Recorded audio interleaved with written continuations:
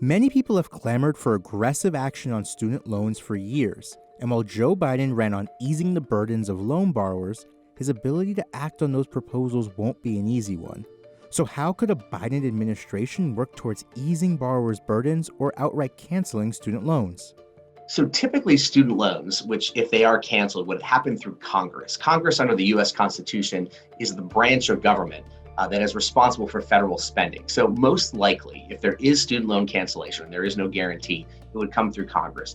The top question about forgiving student loans is which party will control Congress in the next legislative term.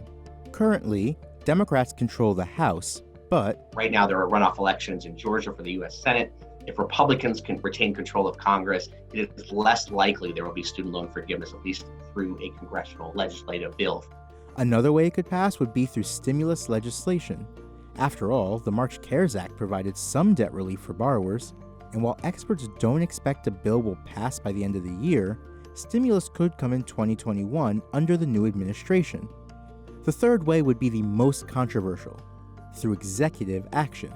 Now, the issue is this really doesn't have any precedent. Typically, as I said, Congress has the power of the purse. So there may be legal challenges in the court system that could, for example, have a temporary injunction preventing student loan forgiveness if President Biden decided to use executive action.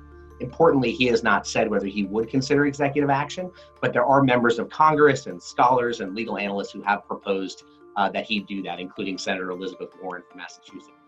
But there are other paths towards easing borrowers' student loan burdens without full cancellation. They'll still require cooperation from Congress, but could be less controversial. One of those is forgiveness for people making less than $125,000 for public college graduates. And for future borrowers, you might have to take on less loans. One of his proposals is for 2-year and 4-year public colleges to be tuition free. It would just be for college, not for graduate school. Biden also wants to change how much borrowers have to pay under their income-based repayment plan. So currently they're about 10 to 20% of your discretionary income, and that may lower to as low as 5% of your discretionary income if that plan becomes a reality. And finally, a Biden administration could make public service loan forgiveness more attractive to borrowers. This is a program to forgive your federal student loans for people who work for a qualified employer in public service or a nonprofit. So you have to pay 120 monthly payments, which is about 10 years. Under Biden's plan, you could receive student loan forgiveness sooner, in about 5 years.